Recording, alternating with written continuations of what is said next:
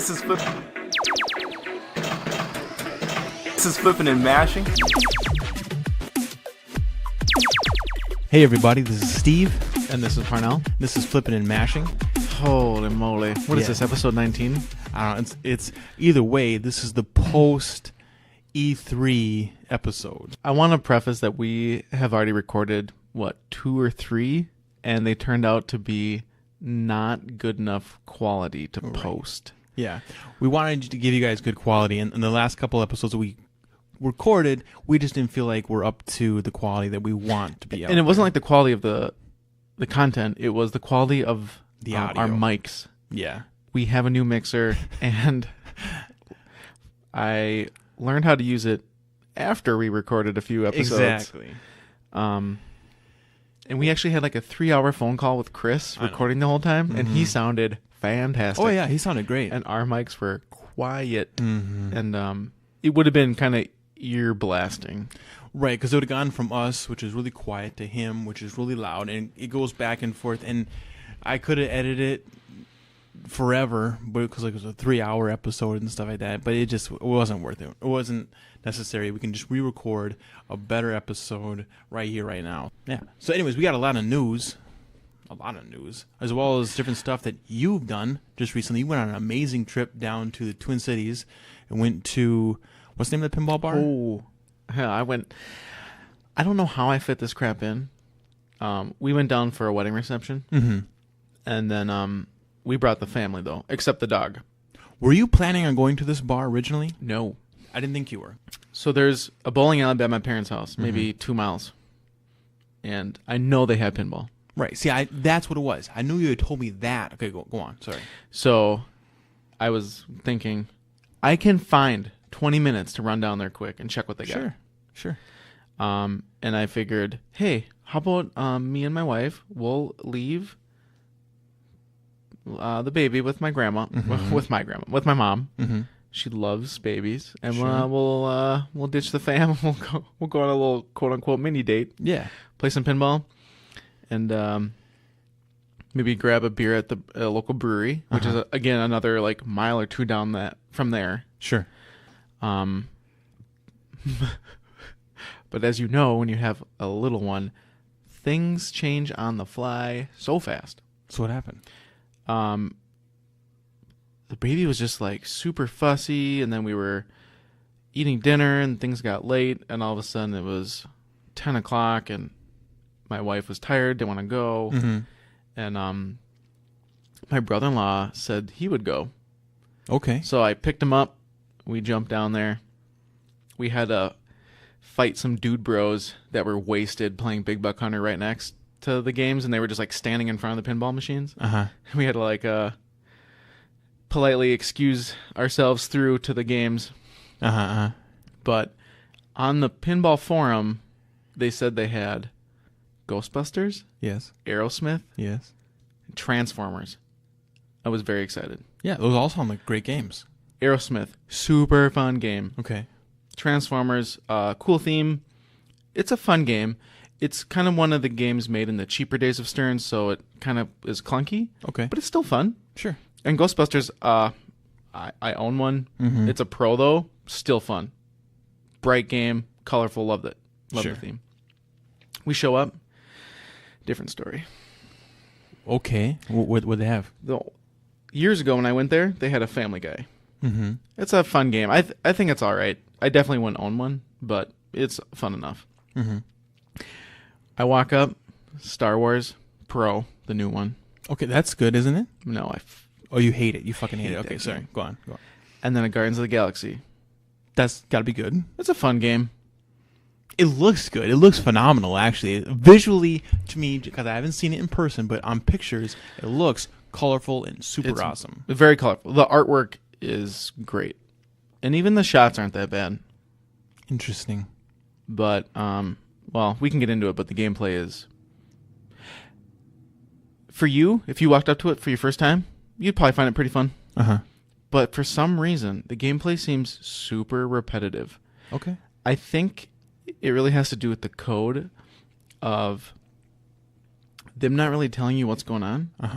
and you feel like you're shooting the same things over and over and over with every mode. Sure. Okay. And Well, that's a little different. Like every character has its own mode, and so there's different shots for every character.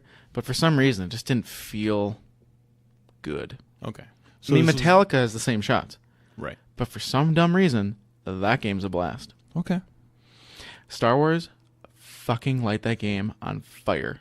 Oh, really? If I was given one for free, I wouldn't even open the damn thing. I would sell it immediately. So did you play it this time? Oh, I tried it, yeah. Oh, yeah. Okay, and this is what confirmed it in your mind? Oh, like, no, I already hated the game. Oh, okay. I've played it before. Uh-huh. Not a fan. Okay. I just looked on the forum quick after playing it, and everybody that... I don't remember where it was, but they had the same complaints. The drop target bank on the left side of the playfield halfway up was partly broken. That didn't help the cause, but... Man, you'd plunge the ball, it would maybe make the skill shot, and sometimes it would insta-drain, and there was no ball save. Oh, so it's a punishing game as well. For bad reasons. Oh, I understand, but I'm saying on top of everything else, it's also a punishing game where you have no ball save and it drains easy, so now you're just frustrated with the game as well. Yeah, and then there's a lot of shots on the game, but there's no meaning behind them. There's blinky arrows. Okay. Like at, Metallica, there's a snake you shoot at. There's cross you shoot at. Sparky. Star Wars, it's just super wide open. Couple items, but they don't really mean much.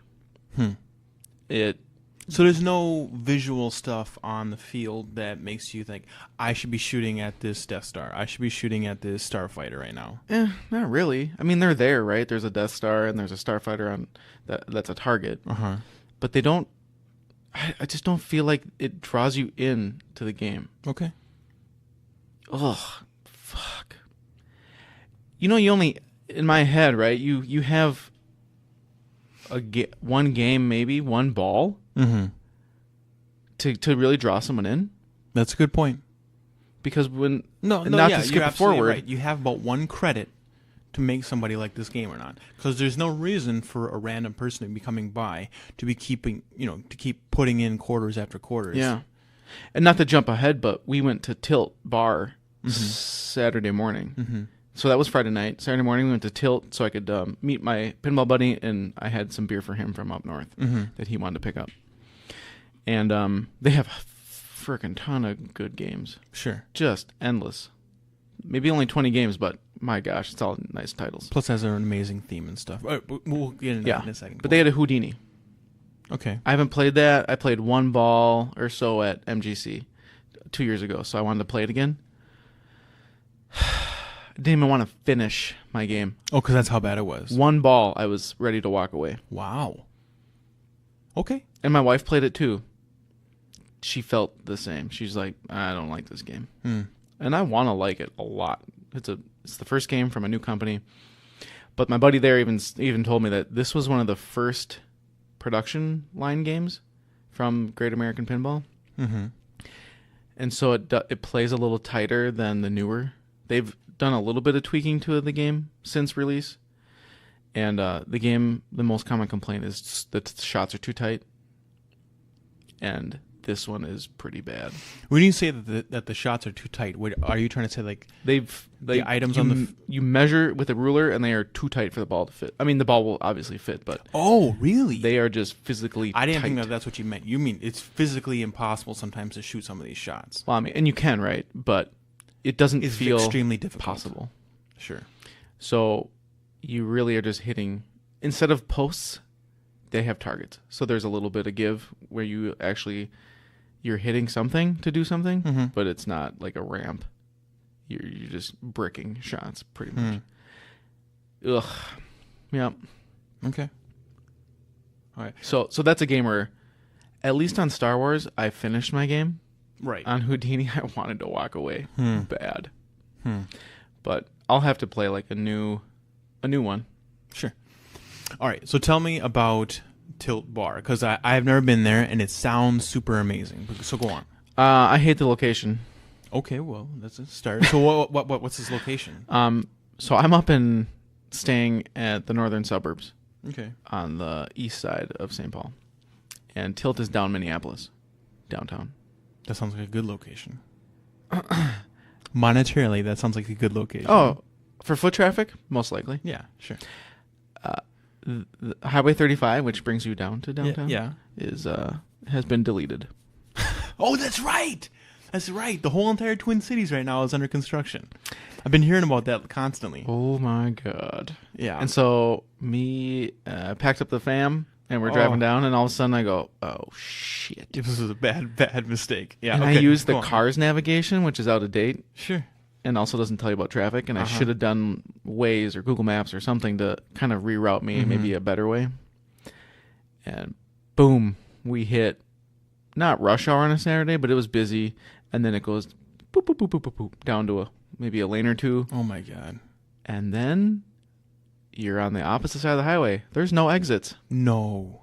So you have to drive by the exit that you're... Yep, 4 miles past, and then you get off the highway, and then there's a detour back, right? But guess what? It's busy as hell where we exited. Oh, my God. So you wait a couple lights, and then you can move a little bit, and then you wait a couple lights, and the 20-minute trip that I was supposed to take took us 40. Wow. And then I guess the other thing that bugs me is mostly because we're so used to Duluth, Yeah. is that there's no parking. They don't have a parking lot for Tilt. Where do you have to... How far away do you have to park? Well, we luckily went on a really weird time, right? It was like 12 o'clock on a Saturday. Sure. 12 p.m., so it was lunchtime. We found a spot on the street. Okay. Not even a block away. But just like just one slot you have to parallel park into? Yep. Which is a hit and miss. Like, that could be full all the time. Oh, yeah. If you go down on a Saturday, any evening, good luck. You got to find one of those tiny little square parking lots, like several blocks over, like near the Metrodome or something like that. Yeah, and it's in a neighborhood. Oh, Metrodome. That So, like, you exist could anymore. It maybe shouldn't. a couple blocks within a couple block radius, you could find a parking spot. Mm-hmm. But we are now not used to that, right? Duluth is not like that. Oh, yeah, you got parking everywhere. I mean, Canal Park, you might have to find but we have No, lots. but not really, because... Okay, fine. Maybe if you want to be on one side of Canal Park, but anywhere near the middle, there's that massive There's parking 3 lot. parking lots. Yeah. There's parking lots technically all over the place. Yeah. And in Superior, it's way easier to park. Superior, you literally can just slap right up in front of anything. So we're not used to inner city life down Or traffic. We're not used to traffic that either. too. And so it's an anxiety. Yeah, I hear you. Ugh. But luckily we found a spot, and I even pulled in a lot, and then of course the lot is like, this is reserved for XXX people. We will tow you, but 24/7. It's like, oh crap, and it's empty. But I don't want to take the chance of my car with a baby with us. Sure. And it's a bar. It's a small bar. So you walk in, and it's super pinball themed. I mean, it's a pinball bar. They have 10-foot bar, 12, 15-foot bar, and it's really cool because on the bar top, under the kind of the clear coat, is pinball playfields lit up from underneath. That's so cool. So like all of the spots that would normally be lit up, let's say on a normal playfield, those are also lit up as well, right? Yeah, it looks like they ran a light Sure, down like- the whole thing, like a and then they like fluorescent light bulb. covered the holes for the pop bumpers, but they left the inserts on. Mm-hmm. So they kind of blacked out the big holes that would be covered usually Okay. by a device, and they let the inserts, like you were saying, they let those shine through. Nice. Oh my God. I showed my wife, and she was like, that's super cool. And so I was like, what do you think if we did that on our dry bar when our basement's remodeled? I snagged a old playfield that was shot, right? Mm-hmm. And we could do that. And she was all about that. How long of a bar are you planning on making? It's going to be pretty short. Maybe 3 to 4 feet wide. Okay. So pretty much a playfield, maybe a playfield and a half. Maximum 2 playfields. Oh, yeah. It would be long. You'd almost do like maybe one playfield and then just put a buffer on each end. Sure. All I need to fit is like a fridge underneath it, and then a cupboard, and then a storage of glasses up top. Yeah. That alone is super cool. So what else do they have going on there? So they had a ton of pinball machines, and then they use tokens. So they have like $2 to token you put $1 and then tokens. Psh. Now, what's the benefit of using tokens for them? What's the benefit? I was thinking about this because this is kind of one of those things where, we might be routing soon. Right. And so I was thinking, like, why would you go to tokens? And really, it's you don't have to dick with quarters. And that's a very generic statement, but when you're dealing with actual quarter drop, now you have to deal with people putting Canadian quarters in. Okay. Quarters from different eras weigh and might be sized a tad differently. Okay. So, like, the brand new quarters, where they're per state, they look and they feel a little bit thinner or so than the really, quarters from 75. Okay. I guess I didn't realize that, but go on. So, certain quarters will jam your coin mech more. Sure. So when you go to a token, It's always the exact same it's size the every time. same damn unit going in. So you can configure your coin mech to take that token and only that token, and they weigh a lot less. So I think you can have the quarter, like a quarter or a nickel would just drop to the return immediately. And so hopefully there's no lodging. There's no what would you call it? Like error.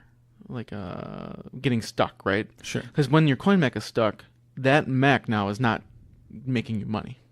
Yeah. And if you don't catch it, people are going to keep sticking money in that one, and it's not going to register, and they're going to lose money, right? They're going to Be pissed. You throw in a bunch of quarters or tokens, and it's not doing anything. Mm-hmm. But they're still stuck in there. Yep. So it's frustrating. But also, now you don't have to deal with converting quarters to dollars. People put dollars into a machine, Mm-hmm. then they put tokens in the games, and when all you do is open your games up, you can either count the tokens or you can use the auditing in the pinball game, dump the tokens back in the token machine, take your dollar bills, put them in your cash register. Like, there's one less step to convert those to usable cash. Sure. So you don't have to deal with quarters actually ever. No. I guess that's a good point. So all you have is dollars, like actual cash, and not coins that you're playing with all the time. Like, you just slap that in your cash register and you're good to go. When you make quarters, when we drop some games at this bar, we're gonna have quarters.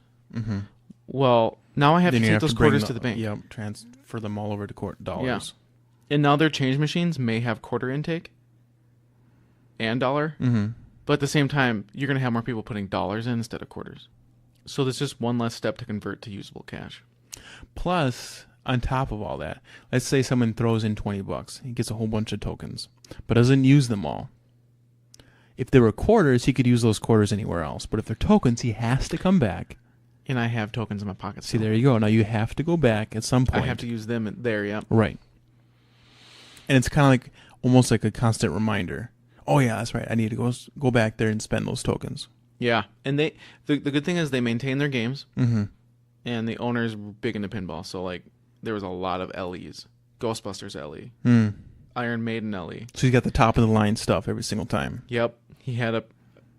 There was a Star Wars LE, and I don't remember if it was Star Wars LE or Premium, but... LE, for those who don't know, is limited edition.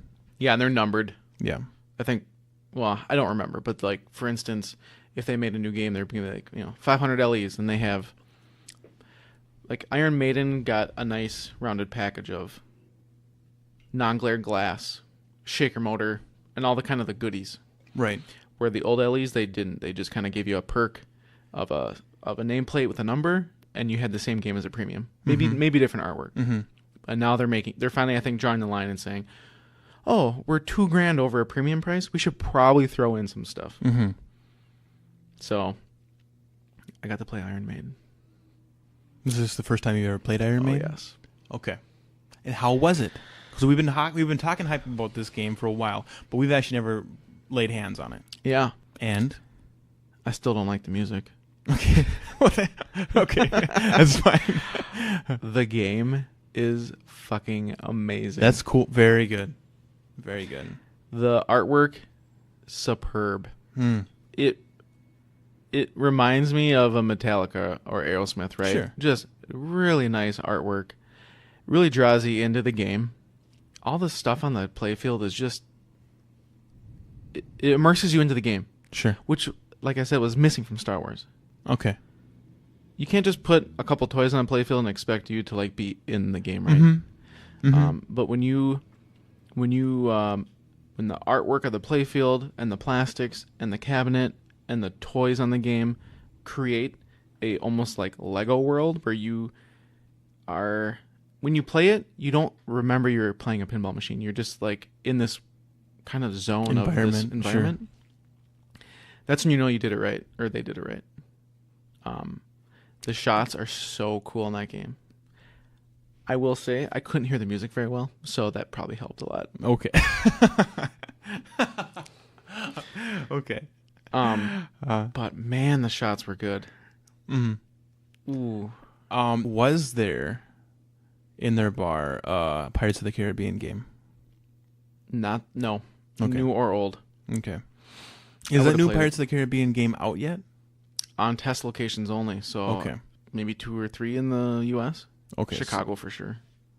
If they were to pick a place in Minnesota, it probably would be a Tilt Bar, right? I mean, who else is bigger than Tilt Bar? What's the big one at Mall of America? In Mall of America? Mm-hmm. I have no idea what you're talking about. They had a launch party there. I have no idea what you're talking about. I didn't know. I know that there's several arcades there. Okay. One of them is now going to host a bunch of pinball stuff. Okay.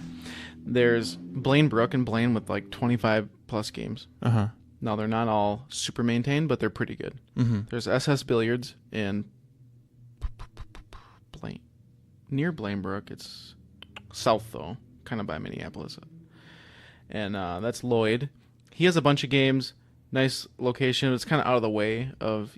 most people have to drive there. Mm-hmm. But he's a Jersey Jack guy, so he actually might have a Pirates. Because he does tech support for them. Oh, really? Okay. So he has Wizard of Oz. He probably does have dialed one in. if he's a tech support guy. And if he doesn't have one now, he'll have one soon. Sure. He will have one. He also does tech support for Medieval Madness, those guys. Mm-hmm. Chicago Coin. Mm-hmm. There's a couple other big ones down there, and I'm blanking on them. Mortimer's. That's where I went to the Star Trek launch party, and I got like 5th place before finals. That was weird. Okay. They have a ton of games, or did. And then there might be a couple more. But yeah, there's all these little bars now are popping up with games. There's also one where there's like pinball machines and mini golf. Can? Maybe? But see, like, we're 2.5 hours from... Exactly. If I was in the cities, it'd be totally different. I'd be able to go to all these different bars. I'm not going to drive 2.5 hours on a regular basis to check any of these places out. And I've been talking to, like, John Junt. He's one of the pro players. He lives down in the cities. Mm-hmm.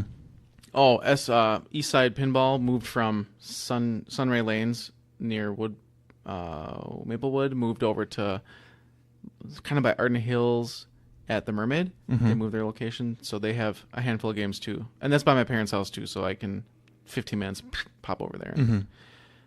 But I've talked to John Junt a bunch, and it's just like, oh yeah, come on down. We have it's like, what, a tournament, like a IFPA based tournament, so you get your international pinball, like your points, so your world ranking. It's like almost an all day or 6-hour event. You start the tournament. Sure, it's a big ordeal. It's nothing like you popping in and out of it. Yeah, they might start at 2:00, but then at 4:00 is when it gets like you can practice from 2 to 4. Then from 4 to 6 is you play and get put in a bracket, and then from like 6 to 10 is finals, and then there's like this final, and then by 11 or are there cash prizes? Yeah. Sometimes there's cash or just translates or prizes that are donated. Prizes in general, they will have. Okay. Yeah, but I mean, it's competitive as hell down there. Right. And see, that's something that it wouldn't even be worth my time to even jump in on. It'd be fun to go and be fun to watch some of this stuff, but I'm not good enough to enter into a tournament. Like well, you could enter. Okay, good point. I could enter, but it would be probably just me wasting money at that point. And then because it costs money to enter these, right? Yeah.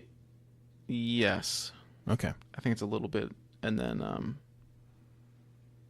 usually I'll try to go to a launch party, which also has a tournament of that new game. Okay. So I went to Ghostbusters launch party, and that was at Surly Brewing. So we got to hang out at the brewery and play Ghostbusters. Ernie Hudson came.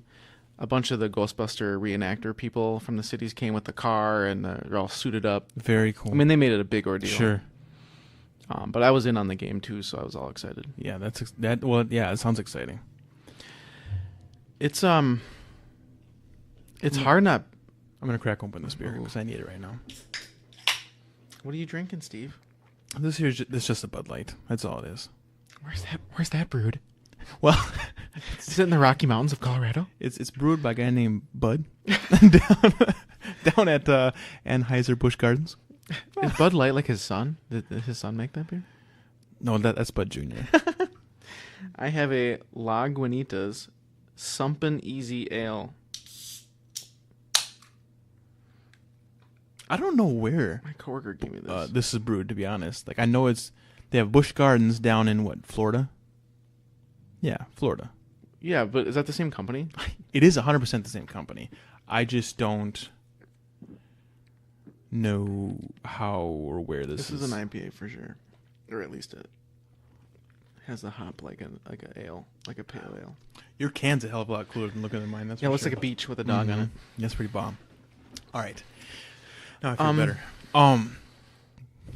I would if we could get tournaments, IFPA tournaments up here, either in Superior or Duluth. Sure. We could totally be. I don't even care that I'm not good. I just want to be able to have them. Well, for starters, if it was in Duluth, there's a lot less competition. What? So we wouldn't have to be that amazing to just at least be in the fray of everything. And nonetheless, if we were hosting it, it'd be exciting just to be hosting it, having people all showing up. Yeah, it'd be blast. It's a lot of work, though. I've been even running a little league like ours. Mm-hmm. I forget to put time aside to even like set brackets up and remind people to come and all this stuff until the night of, and then it's like I'm rushing around trying to get my kid picked up and the dog let out, and then running down here and getting everything set for everybody, and people just show up and they're late and they're not as dedicated because we don't have like a pay system where you like show up and it's $5 to get in. Right. And I've been kind of bugging some people about doing every night would be its own little mini tournament. So you'd show up, you put $5 in. I think Chris had this idea. I'm down for this, by the way, for this idea. So then you do a bracket style, and then someone walks away with cash that night. And I think everyone in our group is honestly down for this. Has anyone been against it that you know of? No, but I haven't really Pushed projected it to everybody, and maybe I need to talk to everybody individually just so they're not in the group. But the hard part we have is we have potentially 6 people that can show up Consistently, yeah. and then all of a sudden, like Kevin for instance, he'll come for 10 minutes or he won't show up, and he won't tell me until he just shows up. Right, but if he had $5 on the line, or how about this? If he knew he had a chance to win, what would that be? 5 times 6, 30. If he had the opportunity to win $30 every single time, he'd probably show up. I know it's only $30, but it's $30 he didn't have a moment ago. And he's it's actually both pretty pride good at and pinball. exciting. Yeah, I mean, he is. Me, him, and Dan had like some battles. I mean, he's beat us several times. He's good. But no one, and everybody should know by now, it's Thursday night at 7 every week. Well, they know. Unless I cancel it. Oh, it's not that they don't know. They know. But they're putting priorities. They don't make it a priority out of their normal life. So like Kevin he just wants to go do other things because he's not having fun. But when you make it a little more competitive, because it's been so just plain fun, like we just show up and play whatever. Mm-hmm. Well, people get more in it. Right. And that in general has kind of been me with gaming as a whole. Like my brother, him and his wife have gotten really big into streaming, and she's actually got a lot of followers now. We should kind of actually probably bring her on for an interview as our local gaming goddess. Yeah, sure. But she does have a following that's growing, as well as a huge Twitter following that's also growing. And she started this not that long ago. She's doing gangbusters. It's really good. And she and he are streaming a lot, and they invite me quite often to play either Destiny or Sea of Thieves or any other Xbox game out there right now. And I know every night that they're playing. Oh, I get the little notification. I Right. have them on Mixer, so like Same. I here. get emailed and text. Hey, he's starting. Whatever yeah. is starting to stream. I'm Yeah, like, Muriel Bain or Umli have started, and I want to play with them. I do, and every now and then I'll flick on Mixer to actually just watch them, like to almost contribute like a viewer. But I just don't have the time half the time, and I think that might be some of these people's like, yeah, I get it. It's Thursday night. It's at 7. I know, but I can't make it for this reason or that reason. It's hard too because you know that it's Thursday at 7, but you also don't like keep your eye on the watch. Sure. It's just all of a sudden it sneaks up on you. All of a sudden you're going, oh, it's 6:30. I'd have to leave to make league. Right. Well, I need to finish this project up, or I need to leave work, or whatever. I mean, I have a hard time getting out of work early, like a couple minutes earlier, so I can go get my house stuff done, family stuff done, so I can be back to work Yeah. to open the doors up and get people going. Yeah. However, this last week we did I think we'll do this again. We did a split night where we started at the Rex. Yeah. This was one of the most fun nights that we've done this so far, and that was splitting it. I thought was so much more exciting because you start out at the Rex, you got a totally different environment. You're at a bar, so some people were drinking there. You got different games that we have here at the office. And then we left there, and it was almost kind of like an event then, because then we're leaving this place and we're going over to. It felt like we're at I don't know, like a party, like our bachelor's party or something. Sure. And there was a woman there, but like just you're bar hopping. Yeah. We hopped to the work bar. Exactly. And if you didn't want to spend a lot of money on the machines that were at the Rex, now you get to come to the office and they're all free. And there's more, and we can change our own music, so it's our own environment. But it made our office feel more exciting because we came from a place that's supposed to be exciting. And we came to our office and it was more exciting. Whereas I feel like when we just start here, yeah, it's cool, but it doesn't feel as nice unless you have something to compare it to. And like, oh wow, all these are free, and we can play our own music, and I don't know, it just. Oh, plus we had all of our own booze, so we don't have to pay them booze. It's all free, so it was pretty fun. Yeah, and I needed to bring that I kind of made an invoice or like paperwork for all the work I have done on Black Knight, and I left that. Dark Knight. Speaking of which, that's something new we need to talk about as well. But go on. Batman Dark Knight, Black Knight, Dark Knight, Dark Knight. Dark Knight. The Dark Knight. My god! So I had like paperwork that explained. I wrote out the date and what was done. So the date I came in and we saw it, what condition it was in, and then I had work that I had done to it. So cleaning playfield, adjusting switches, resoldering the switch. And then I had to order some new parts. I had listed the parts. And then I listed more fixes after those parts with dates. And then I also had suggestions on what to make better. So LED kit from CoinTaker with a quote on how much that would be. I also had the quote for the $20 for the new ROM Okay. with the movie sound. Right. The light version is installed currently. I can't tell the difference. I thought I would tell the difference, and I haven't noticed either. So, And I can't tell if that's because it's so well integrated, or if it's because I'm just not familiar with the game, and so I don't know what was changed. I think it's both. Because some of the callouts, I think, are from the movie, but then I'm going, no, that doesn't sound familiar. But I Right. also haven't seen the movie since. And I really think it's all three of those. I think we haven't seen the movie in a while, so we don't readily recognize their voices. That we don't play Dark Knight that often, and it maybe is integrated really well. So it all to me, I didn't even notice that you had put in the new stuff until you said it, and I was like, oh okay. And I was trying to listen for it. I was like, I don't know what's different or what's not different. I don't know. So I wanted to check on the game. Mm-hmm. I know the week after I fixed the back box light, I came back and it was off again. I'm going, oh, son of a bitch. Right. And I popped it open, and one of the wire nuts, the wire had just come loose. So I redid the wire nut, and that fixed it. And that was that. So the game is currently working great. I'll probably have to stop in and check with the owner to see if I can get paid for all the parts that I bought. But I'm not really worried about it. And he wasn't there. I left it with his son, who was bartending. Oh, is that who that was? Okay. Yeah. So, the hard part is the owner doesn't stay, late. So I'd have to go. I think the bar opens at 4. Mm-hmm. I'll have to go kind of at 4 or 5 on the way home from work one time and have a little chat. Because speaking of, you had talked about Black Knight. Yes. What happened, Steve? So we went out to. Well, you purchased a used. Obviously, it's gonna be used no matter what. It's an old machine. Black Knight. We went out to a farmhouse. A gentleman had it out there, and it is in great condition, except for the fact that it doesn't work. But it actually looks good. It looks clean. It looks nice. It was a lot better than I expected it to be. That's for sure. Especially since a gentleman out at this old farmhouse had it.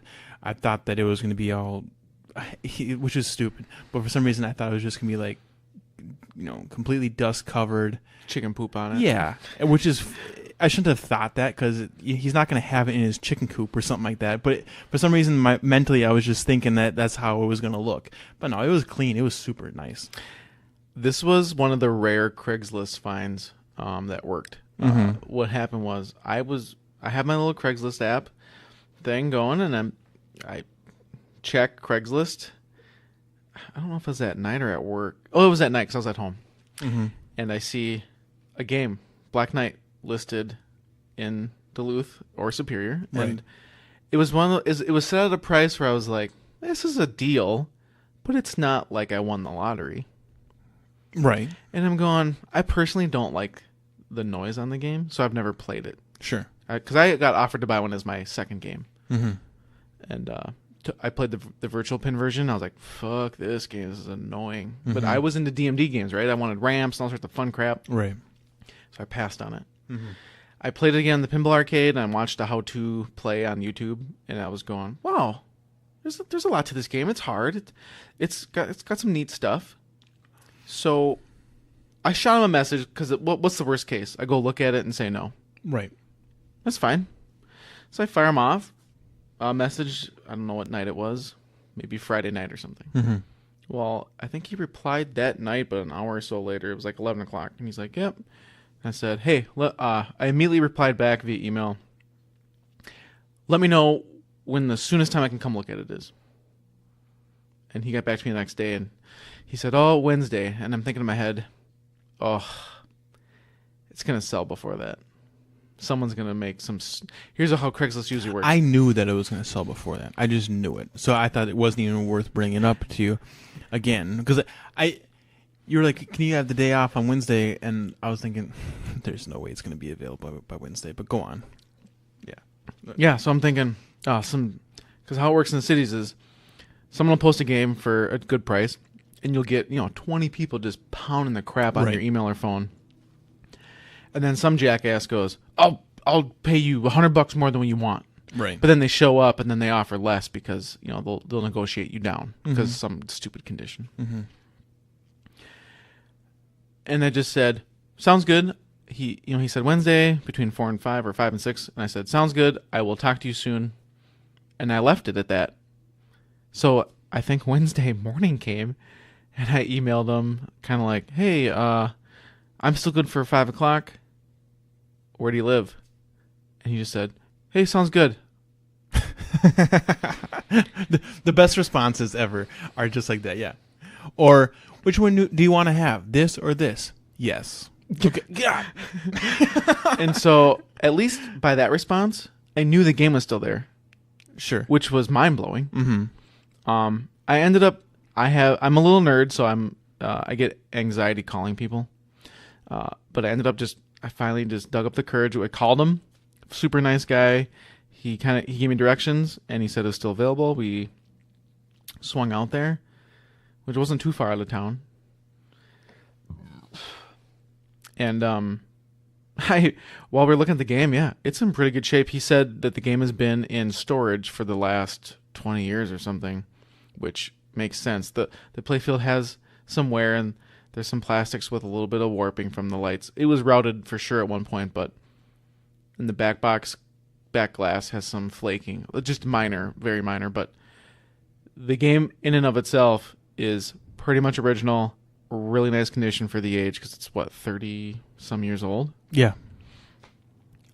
I would rather not have I'd rather have the boards being bad with no hacks than having hacks done that make the board, kind of like Baywatch, right? Mm-hmm. Baywatch got hacked up, and so now my board guy has to do more work to bring it back to factory spec. Right. I talked to him before this because I was under the assumption it wasn't going to work, and that there would be battery acid damage. The System 7 is kind of a weird era, and the boards are a little funky with their connectors, especially like the MPU to the driver board. There's like this 25-pin huge connector where the boards plug to each other, and it's near the batteries, so if the batteries leak, good luck.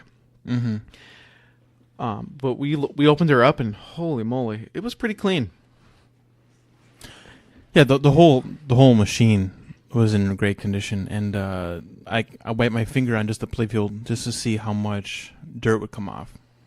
Because on the Dark Knight over at the Rex Bar, you ran your finger on that, and it looked like it was hidden in a coal mine for the last 20 years. Whereas this one, I wiped my finger on it, nothing. So I was surprised. Yeah, there's a lot of those little dark swirls in the playfield, and a lot of those I don't want to go too deep into the paint to take out. You're saying the condition of the paint itself. Yeah, the playfield. Right. It's cracking and stuff. Yeah, I'll clean it, but I'm not going with like a magic eraser to go too deep because I don't want to take paint up. I'm going to stay away from that. There's a cool product called Hardtop where you sand the playfield completely bare. No more paint. It's all just wood. And this Hardtop is like a 0.4 thick millimeter, almost like laminate, like a hard plastic. I thought you'd go on. And it has the playfield print, like a vinyl sticker almost on the backside, and then on the top side is almost like a gel clear coat. Okay. But it's hard. You lay it down, it sticks. It's like a 3M stick, so it's pretty permanent. So you sand the playfield, clean it, you lay this down, it's stuck on, it looks mint. Now, obviously, every playfield is a tad different. Like, the screw holes for certain posts will be just a tad off, so you might have to like re-drill or gap a certain hole to make sure that your post fits. But for the most part, it's pretty spot on. But it sounds like you're not going to do this, though. No, this playfield is in way too good a condition to sand it. Sure. If I want, here's the hard part too: is this is going into the bar to go on route. Mm-hmm. Why would I spend a whole bunch of money on it when it's it's just going $300 to for the beat the hell Hardtop. anyways? Yeah. If I was going to keep the game in my collection, I would go get blown out playfields because it's 2 playfield game. I'd go find a blown out set, sand it, hardtop it, keep it until I brought it home, swap it. Sure. Cabinet's in really good shape. Yeah, I'm excited. The boards are getting shipped out. They're getting shipped. Baywatch has just got back Friday. My board guy called. Which is exciting that this game's finally going to actually be able to start playing again. My board guy called a few weeks ago and was like, hey, do you have these connectors? Because they had cut a bunch of harnesses and done these weird... Europe has different splices than U.S., so they had these kind of weird splices. And I said, okay, well, here's some pictures. Here's the splices I have. He goes, okay, everything looks like it's going to fit. I'm bringing this back to factory spec. The 5-volt was completely shot. He refurbed that.